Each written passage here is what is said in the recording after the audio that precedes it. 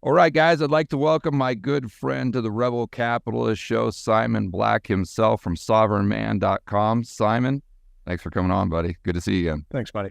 Good to see you too. Here we are by sheer happenstance. Great to talk to you. Yeah. What people don't know is that you and I have been smoking and joking for the last 15 minutes, cracking jokes and reminiscing. So we're all warmed up now. Yeah, there you go. I feel like I feel like I need a little vasito of tequila right here in front of me. That would sort of set the mood just right. But it's a little too early in the morning. Yeah. Well, we were also talking about RFK and kind of the traction he's getting and being canceled and whatnot. And what are your thoughts there? Because some of the things I like the fact that he's addressing some serious topics, even if I don't agree with his conclusion or with his quote unquote solution. But what are your thoughts there? It's just interesting that the fact that he's out there, like we were talking about earlier, I mean, the fact that he's out there does show that I think that censorship has really been dialed back. The fact that he's able to sort of be out there and be in a mainstreaming and get the traction that he's gotten does show that the message of, hey, maybe we weren't actually told the whole truth during the pandemic, that people are really starting to get that. That's not a controversial assertion to make anymore. And that's the thing throughout history really, is that given enough time, the truth always comes out. And people start to figure that stuff out for themselves.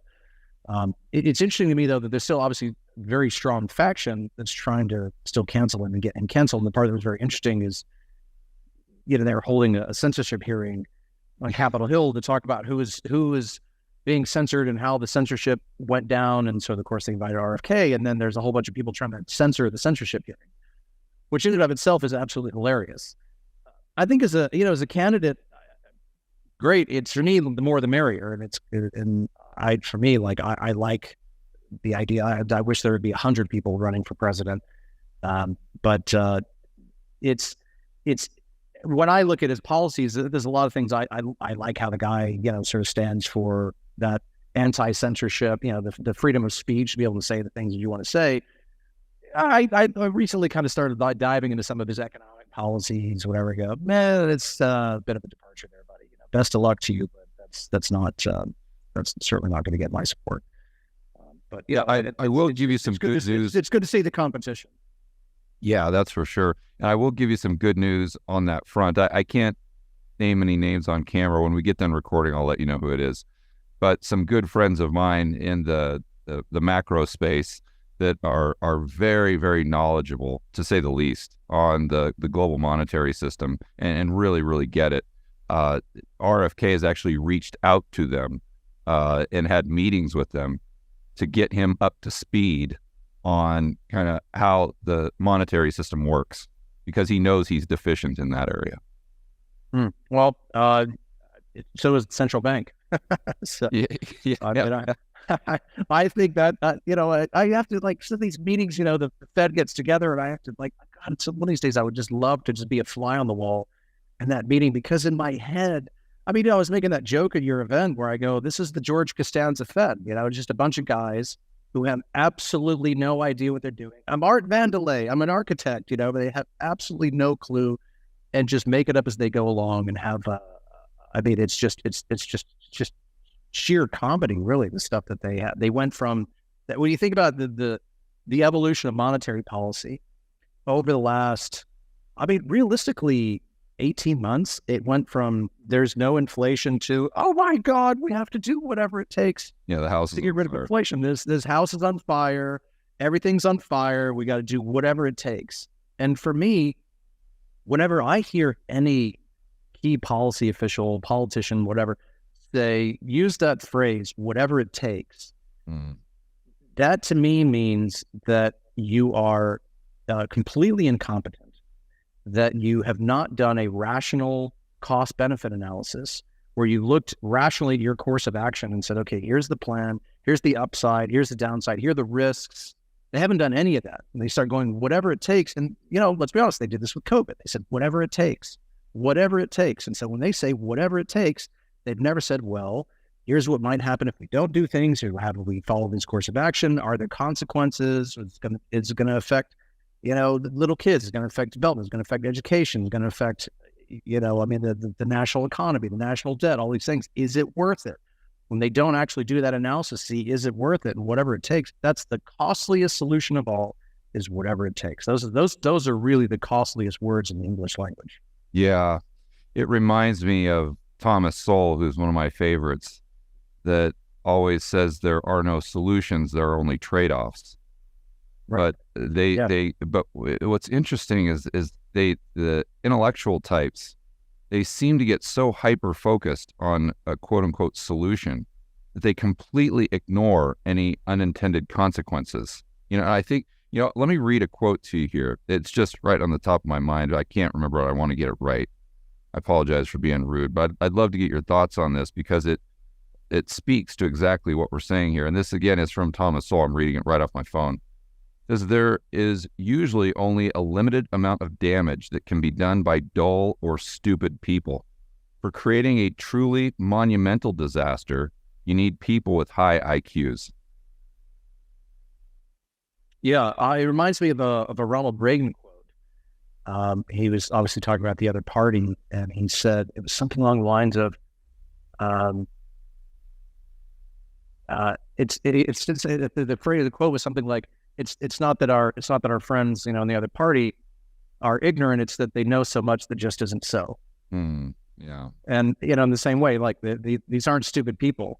These are actually very, very, very intelligent people. And I'm in this thing. You take people of fairly high intelligence. I actually think there's a level of intelligence where, you think you're much, much smarter than you actually are. Yeah, right. Well, that's the Dunning-Kruger effect, right?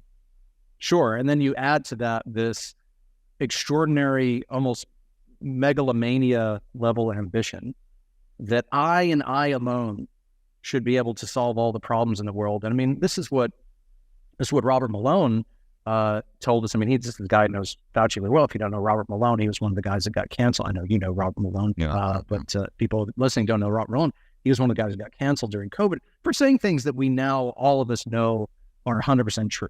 He was one of the people that was very influential in developing mRNA technology, and went out and said, hey, you could still get COVID if you're vaccinated. Canceled. And of course, now everybody knows that's true. Nobody ever issued an apology or anything like that. But this guy's known Fauci for decades. Yeah. And I remember the first time I met him, we ended up having lunch for a couple of hours and just talked. And I said, tell me about Fauci. What is this guy like? And he goes, he's it's funny. He's a symptom of the problem. Fauci's not actually the problem. He's a symptom of the problem. The fact that somebody like Fauci is able to rise to the power that he did is the problem itself, not just Fauci. Because the system is filled with people like him. If it weren't Fauci, it would be somebody else. It's like a mafia organization, and people think, we got to cut the head off the snake. Well, no, that's not true, because you take out the Don, then somebody else is going to take his place, right? There's no criminal organization that's going to collapse because they lose one guy. There's always somebody else who's willing to step in. Some ruthless, cutthroat person is going to step in. There's always going to be some other person of high IQ who's self-perceives his or her IQ to be much, much higher than it is, who feels that I and I alone can solve all the problems. And that was Fauci. And I think everybody sort of saw that firsthand. Boy, this guy just enjoyed glad-handing with Stephen Colbert and I don't know, whatever, all these other late guys, Jimmy Kimmel and all that stuff. Yeah. Yeah. I mean, that's... Well, I was going to say one interesting story about Robert Malone that's people, he always talks about his area of expertise, which we all know what that is. But I only met him briefly at your conference in Mexico City last year. And I'll remember this forever because I always saw him just as kind of like a doctor, but that's just really what his focus is, and that's what he's interested in. And I remember I was speaking at your event, and I got done maybe 10 minutes early or something, so I opened it up to questions. And I think he was the very first person to raise his hand and ask a question. And I thought, oh, this is really cool. This is going to be a lot of fun. And he actually asked he's super switched on. A very, very high level, intelligent question on CBDCs. Right. And I was not, I understand he's a very intelligent guy, but I was not expecting him to have that level of understanding with something involving the monetary system, and he sure did. I was very impressed. Yeah, we've had a lot of conversations. He's a super switched on guy. He's not a he's not a sort of unidimensional figure. Great guy in general. Just super humble. Just a wonderful person. His wife is as well. I mean, they're really great people. Yeah, that's for sure. Have you been following what's been going on with WorldCoin? Because it kind of dovetails on what we're saying as far as trying to solve the world's problems and ignoring unintended consequences. I thought you might want to talk about that. Yeah, so I'll give you my thoughts, and then we'll just see where the conversation takes us here. 'Cause I'm sure we've got some opinions, let's say.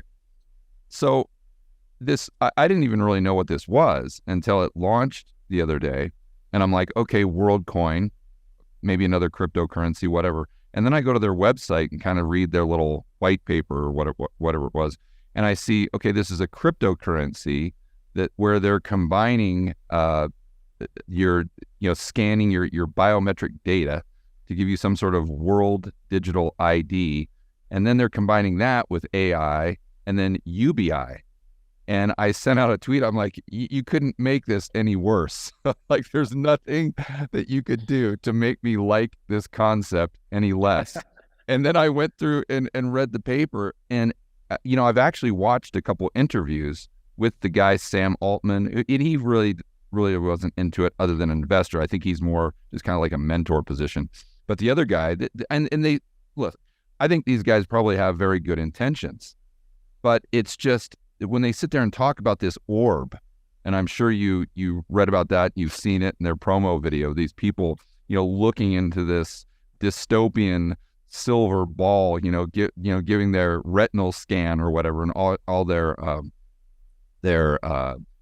information, that now you can be tracked online, and they say that they get rid of the information, but who knows if they do. I mean, you're putting a lot of trust in that entity, and people are just willingly doing it. And why? Because they're getting like $25 worth of this cryptocurrency that they think can turn into like an indefinite stream of UBI. And I mean, there's so many things that I don't like about that, but I'll stop there and get your thoughts.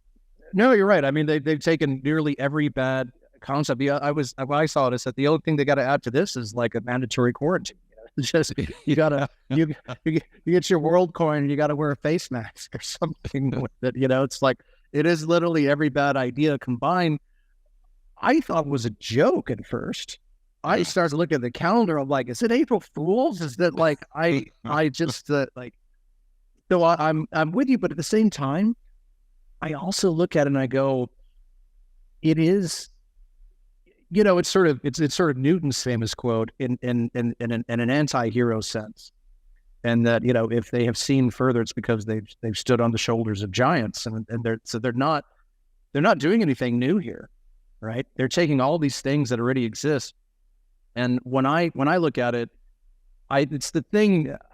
I can't help myself but have this view, and I think there's certainly a lot of people that are rightfully looking at something like WorldCoin, they're like, oh my God, this is insane. But I also look at it and go, okay, but you've already given Zuckerberg all of your data. Yeah, you've given like all the eye opener. That, right? Exactly. Like if that should be the eye opener, and it's really hard to exist in the world without and not be completely and fully to not be tracked at all. That's really hard. If you want to do that, you can't have a phone. You can't really be online. All these sorts of things like. I mean, now they have this at so many airports, when you don't even swipe your boarding pass anymore to get on a plane, you just go and there's some facial recognition, and you kind of look and go, where the hell did Delta Airlines get, by face and all that stuff? Like I never consented to that. And somehow they have all this data and they just could scan that stuff. I mean, it's crazy. It's really hard to exist in that world. You can have a little mountain cabin somewhere in the woods, and sort of channel your inner Henry David Thoreau and all that sort of stuff. But if you want to exist in the world, there's certainly elements of privacy you have to give up, but you don't have to give it up, all of it. And, I myself, I go like, I'm 44 years old. Like, what do I need to be on Instagram for? Like, I don't need to give Mark Zuckerberg, any bit of information about me. I don't need, so these sorts of reasons, like I don't use Google search. I don't use Google Mail. I don't use Facebook. I don't use, and those sorts of things.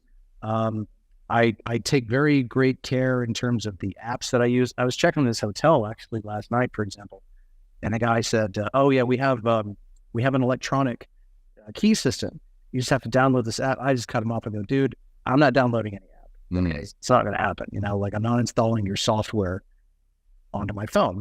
Just these sorts of things." And I think that it's actually relatively easy to do those sorts of things. It's really not that hard. Like, it's in terms of the choices that we make, there are, instead of using something like WhatsApp, there's plenty of, better, applications that you can actually, message and communicate with people that don't rely on a guy like Mark Zuckerberg. This is what amazes me. I actually wrote this whole thing about when he launched Threads.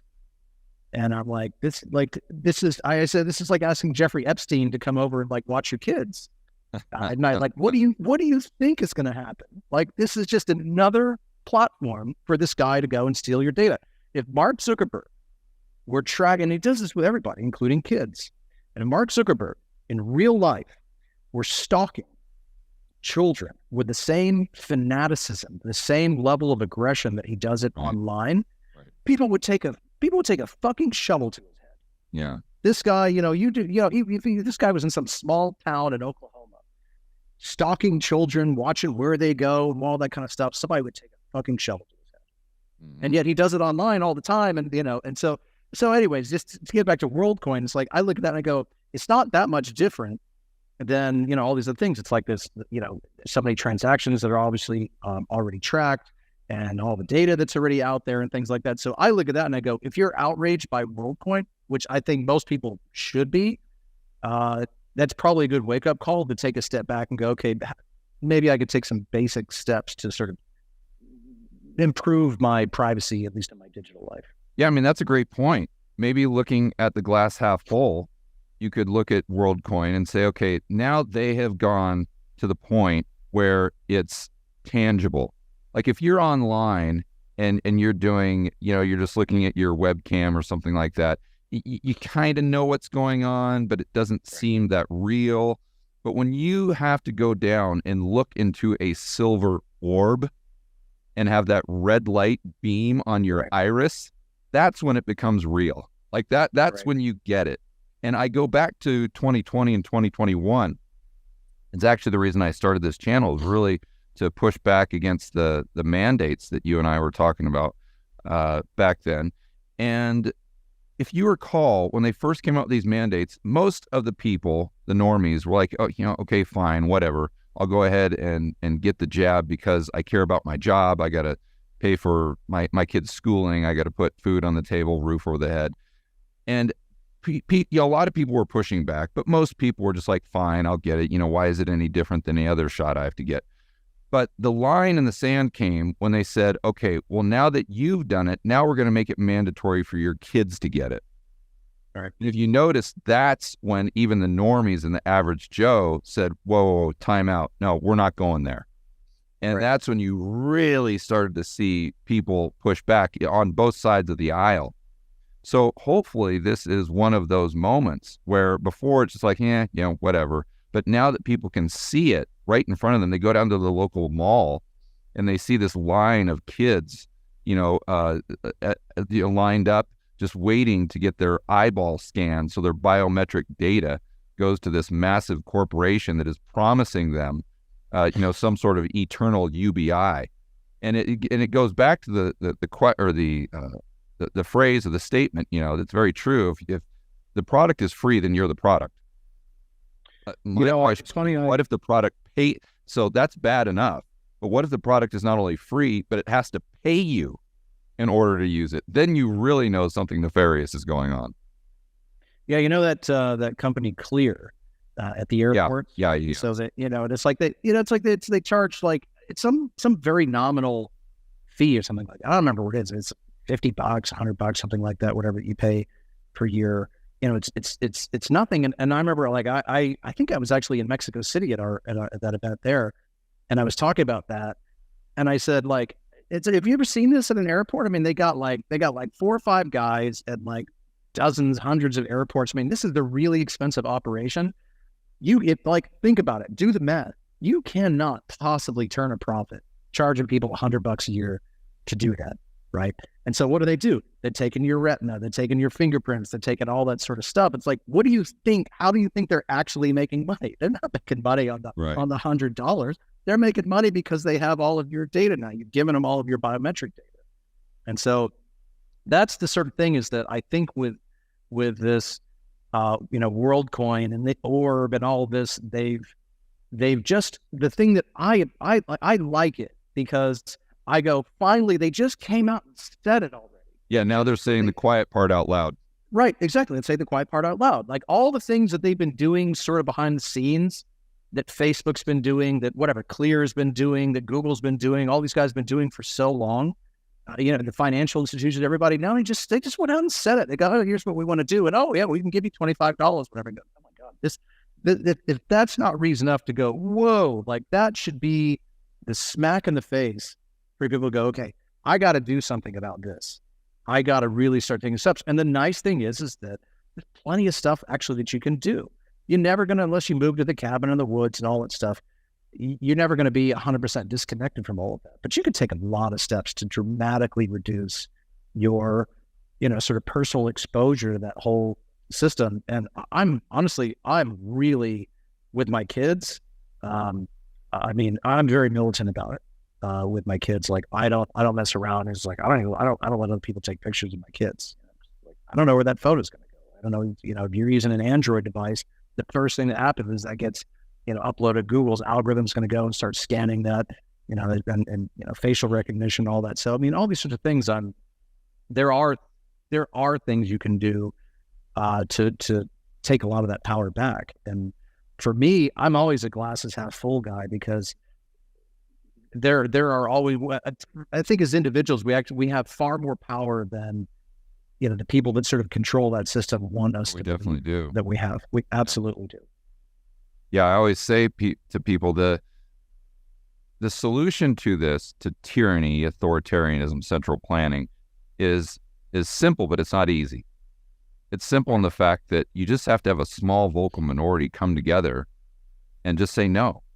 And if you look at history, you just see this over and over and over and over. I mean, I know you're a fantastic student of history, but that's always the way that we have change in the world, and change for the better.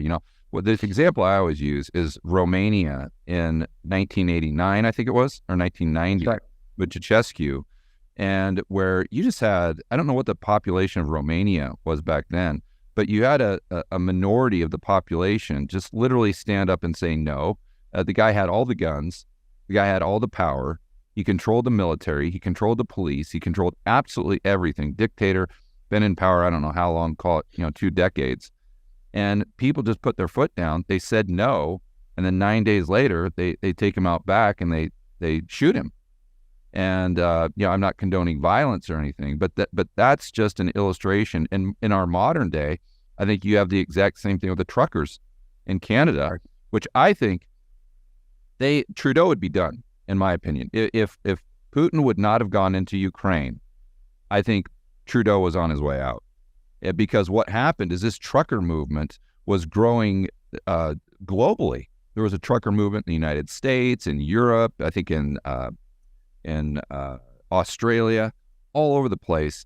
And then all of a sudden, Putin invades Ukraine, and boom, the whole media attention goes on over to something else, and then the trucker movement kind of fizzles out. But that's another example, just people standing up, saying no, and having a massive impact. You're right, George. It works both ways, though. It also works change for the good, but also change for the worse. And a lot of really bad movements start off as a small movement. And it's almost cliche, but the obvious one, obviously, is the Nazi Party. They were a nothing. They were a nothing when they actually came and one of the for me, one of the best books in the world is The Rise and Fall of the Third Reich. It's so it's so instructive to see. It's so detailed to go and you can actually see exactly how these guys rose to power. And it was just a tiny, tiny, tiny movement. They rose to power through a democratic process. Yeah. Right. Yeah, but one interesting thing, correct me if I'm wrong, is he didn't win a 50% vote because there were like 4 or 5 candidates. So he won with like a 35% vote or something like that. That's right. He didn't even need a majority. It was just enough, right? But it started off as a very, very small movement. And that's the thing, like with these crazy fanatical progressives in the US, it feels a lot of times, but the Nazis were like that in a way that they were this very, very small numerical minority, but they were the loudest by far. And they had the brown shirts going around beating people up, and they were, with their protests, and they were screaming, and Hitler was making a lot of noise. And I'm not saying that the progressives are Nazis. I don't call anybody a Nazi because, again, it's not only is it cliche, it's just lazy. It's intellectually lazy to just go and say that Nazi. It's intellectually lazy, and I have enough dignity that I'm just not going to do that. But the idea in that the progressives today are extremely loud. They're so loud, and you think because they are so loud, and they've also co-opted a lot of major institutions, the media, and a lot of people in government, education, et cetera. And so it seems like they're bigger than they are, but they're not, right? Yeah. They're not. If they were actually, this huge, super majority, then Cleopatra would have been the most streamed movie on Netflix, and Bud Light would be the best-selling beer in the world, and all these things, but it's just not true, right? It's not true. And because when all of a sudden people start making individual decisions, go, you know what, I'm just not going to support that. I'm not going to do this. I'm not going to do that. I'm not going to keep giving my money to, all these sorts of things. And, it can get irritating sometimes. But I remember, when Major League Baseball came out against the Georgia voting bill, I started making these assertions about the Georgia voting bill that were actually not even in the bill. And it was, to me, I go, this guy, what's his name? Rob Manfred, I think, the commissioner of baseball. I go, this guy hasn't even read it. It's so obvious he hasn't even read it. And I'm thinking, well, guess I'm never going to watch another baseball game. I mean, it's one of those things where I go, like, I cannot, in good conscience, continue to give my money, my time, my attention to things that I know are, just don't have a freaking opinion on it. Or have an opinion on it, but keep it to yourself. Like, you're Major League Baseball. You shouldn't be going out and doing this. You're, whatever, you're an airline, you're Coca-Cola, whatever, you shouldn't be doing these sorts of things. And I think it's obvious that when people actually do take a stand with their money, with their, the way they think about things, go, well, I'm not going to buy this product anymore. That sends a much, much clearer message than some idiot on Twitter who is the guy who's going around calling everybody a Nazi, whatever. You disagree with his ultra fanatical, super woke, progressive position, you're a Nazi. And of course, these people don't know anything. I mean, talk about having a much higher sense of what your IQ is than it really is. Like, these people think they're really smart. They're not really smart. And they go on, they lean on that crutch and just go around and call everybody Nazi, and they whine and scream like they're little children. But sensible, rational, independent-minded people are the ones who actually do have the power, because then we can go, well, I'm not going to buy Bud Light anymore. That's crazy. Those guys went off the deep end. I'm not going to support that. And we start to see very quickly a lot of companies started, and they started backing off. They started firing their, 22-year-old, woke marketing executives and all these sorts of things. I mean, and even BlackRock in a way has actually kind of started backing off a little bit of the, some of the things they were doing. Yeah, some of the ESG thing. I mean, it's like the universities. They got smacked down by the Supreme Court. They're going to still try and figure out some way to work in, their racial and ethnicity quotas and things like that. But it is some of these things are moving in the right direction, and I think it's because the majority of people that are sensible, wherever they fall on the political spectrum, left, right, up, down, whatever. The reality is, I think most people, not only in the United States but across the world, are, they're pretty moderate people, and they're fine. They're perfectly fine engaging in rational conversation. It's just that sort of fringe group that's making all the noise that feels, that they make so much noise, it's kind of terrifying. And it creates the seeds for the growth of much larger movements. And again, the Nazi Party is an example. There are many, many, many more of those, obviously, throughout history. But the Nazi Party is one that people are very familiar with. But yeah, like, good things can happen from small startup movements. Bad things can also happen from small Yeah. startup movements. But I think you touched on a point there that we were also talking about with them going too far with we'll call it the mandates and whatnot, and then maybe now they're going too far because they actually have hardware makes you scan your retina. That will be kind of the line in the sand. But I'll come up and see you one of these days. We can go stand in line together to stare into the yeah, yeah. We can do a vlog where we get our retinal scan and our biometric data over to WorldCoin and get our $25.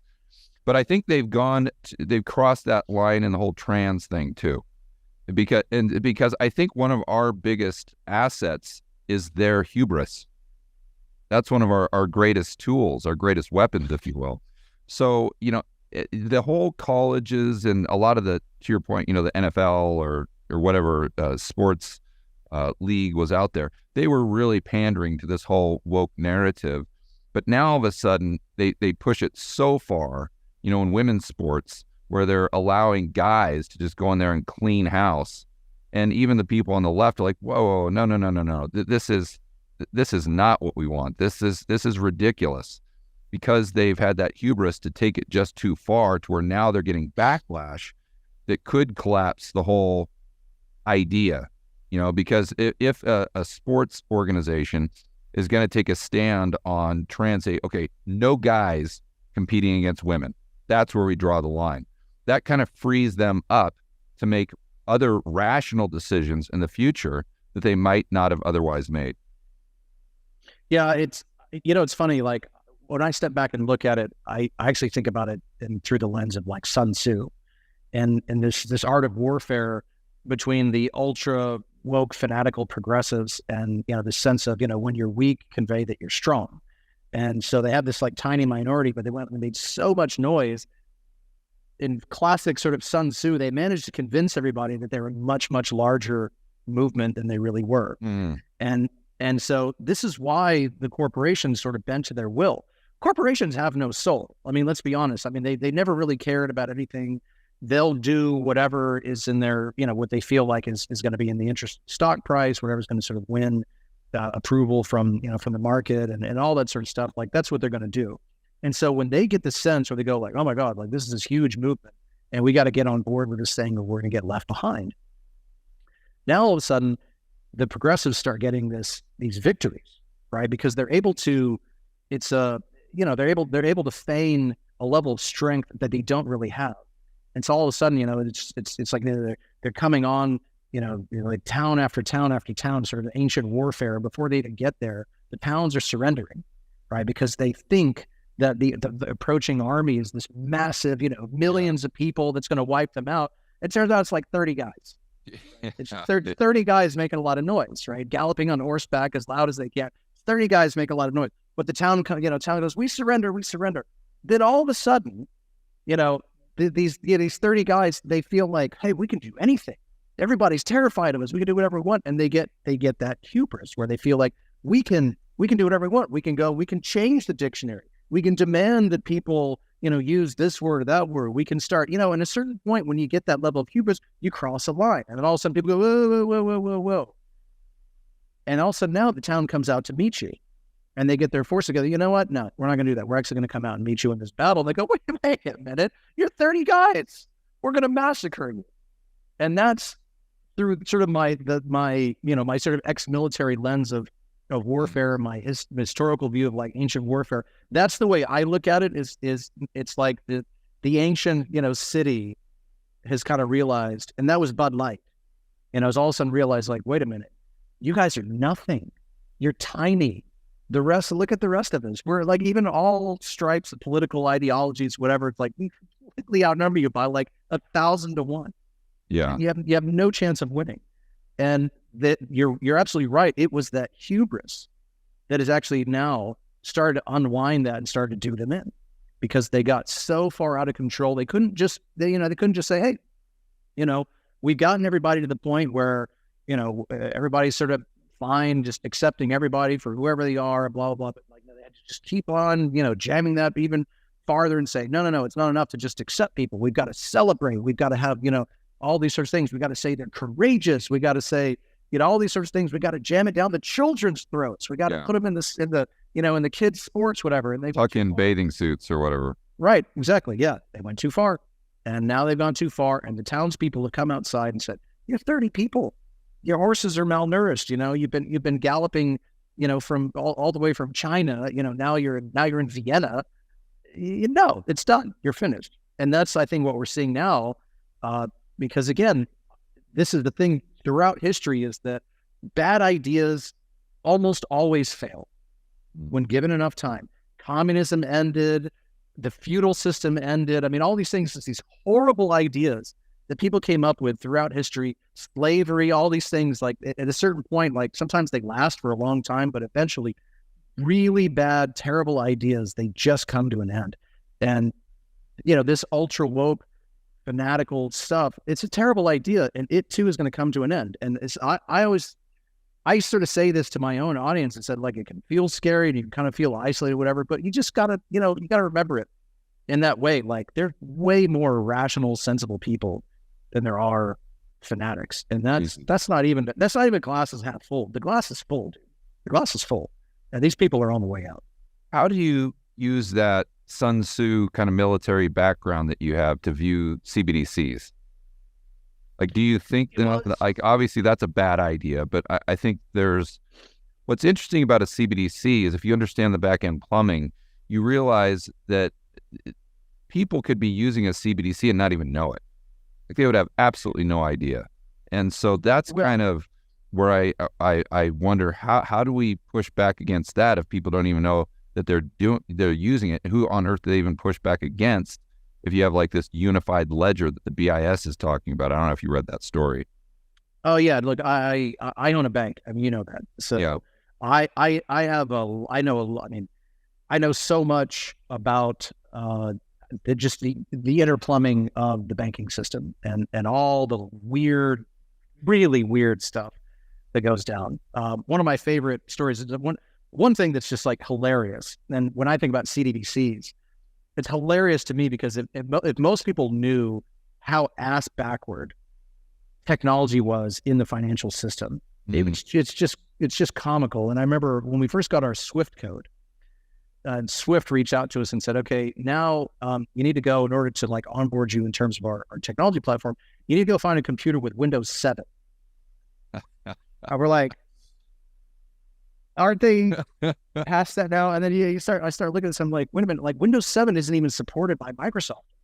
They've abandoned support for Windows 7. This is like an obsolete, highly vulnerable, super insecure operating system that underpins the platform by which virtually all international financial transactions go through.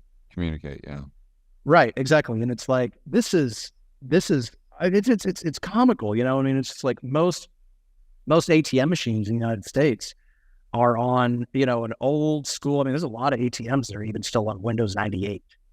I mean, in terms of the software they use, it's such a joke. A lot of, and the problem for a lot of banks is that once you get transactions in the system, the banks operate on things called core banking systems. All core banking systems is just like a giant sort of accounting ledger. And there's a lot of like large companies that put out core banking systems, and they have for a really long time. Mm-hmm. And some of these things were written in the 60s and 70s, and these obsolete programming languages like COBOL, Fortran, and stuff like that, most people have never heard of.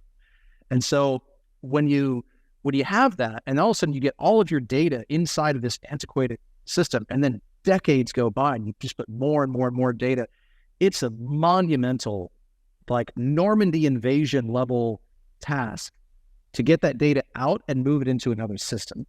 It's so hard because the whole time you're trying to migrate data from one system to another, it's like finally you got some new updated, modern programming language, modern in the cloud kind of system. Right. You got to move all the stuff out. But while you're moving the transactions out, all the data and everything that you got out, you've got more transactions in real time coming in. So you can never actually keep up. Like you can't, it's so hard to actually move that stuff over. To actually do it, you'd have to shut down, bank operations for days and days and days at a minimum to actually be able to move that stuff over. It's so hard. So instead, what do? Is they just keep sort of duct taping new modules and, new things onto this like old, ancient, core banking platform. And these sorts of things. So when I look at CDBs, even like the Fed as well, like there's other central banks that have a lot more, slightly better technological prowess. I think, for example, in Singapore, the MAS is a lot more with it in terms of that. HKMA is a bit better off. The Fed has no idea what they're doing with respect to technology. I mean, it's a joke, and they just now been able to launch sort of a little bit of a pilot of Fed now. Yeah. And so, but that's the thing. It's like I look at CDBCs in the same way that I look at WorldCoin, and I go, I'm glad that there are a lot of people that are getting up in arms about CDBC.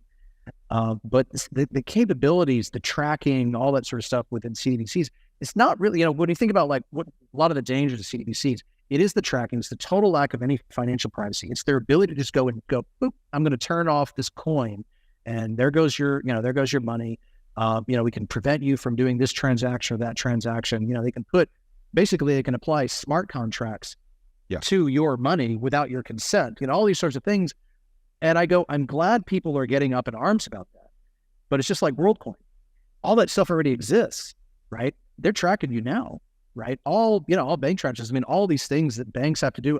George, I guarantee you, like your bank has been filing suspicious activity reports on you for a long time. There's a whole database within the Financial Crimes Enforcement Network, FinCEN, that's a federal agency, one of the kind of watchdogs and regulators. Like, I don't know, FinCEN's got the goods on you, on me, on most people listening to this. And honestly, for like basic stuff, I mean, like, I remember having this hell of a time sending money to my sister.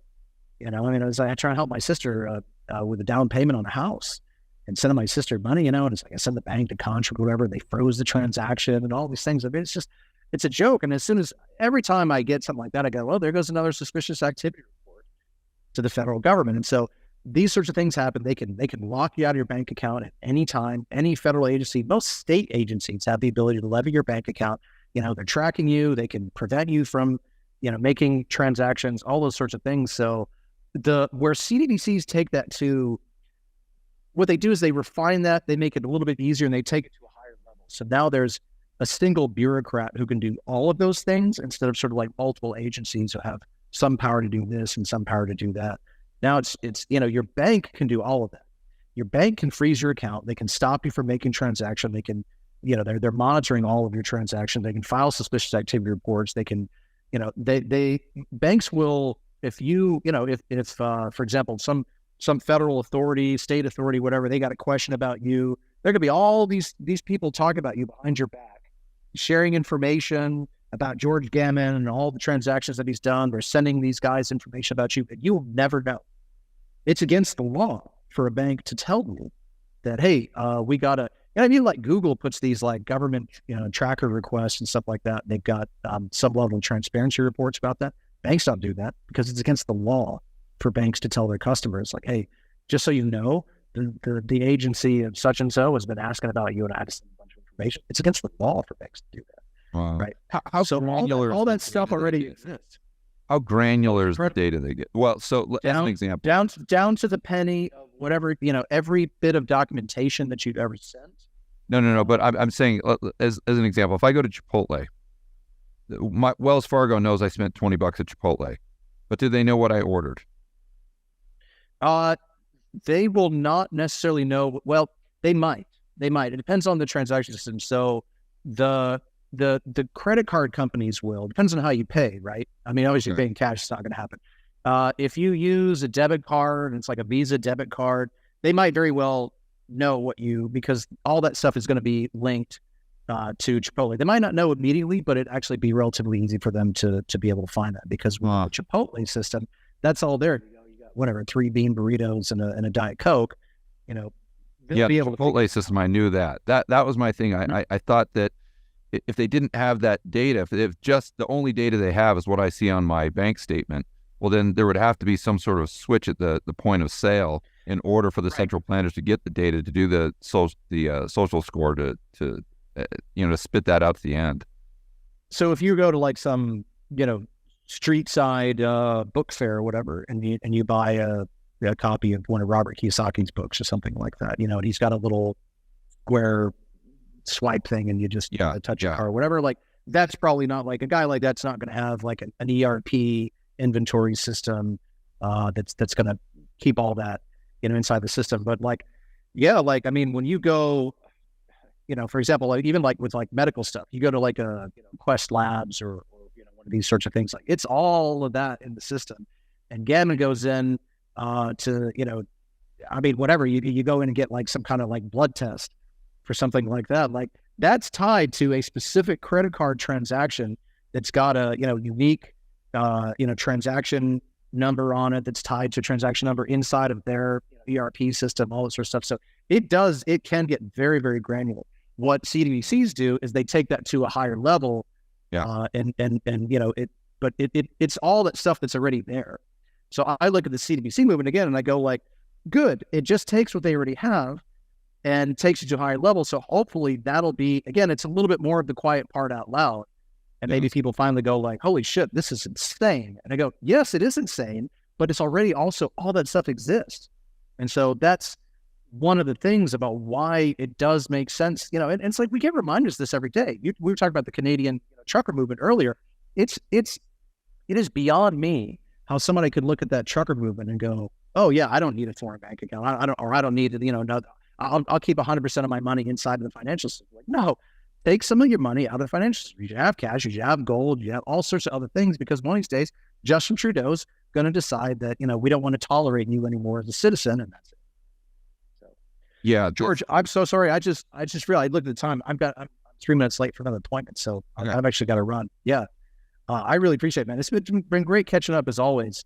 Thanks a lot, buddy. I can't wait to do it again. I've got a ton more questions, but I'm sure the viewers are going to love this conversation. What's great is we got some good news here, some things to really be excited about.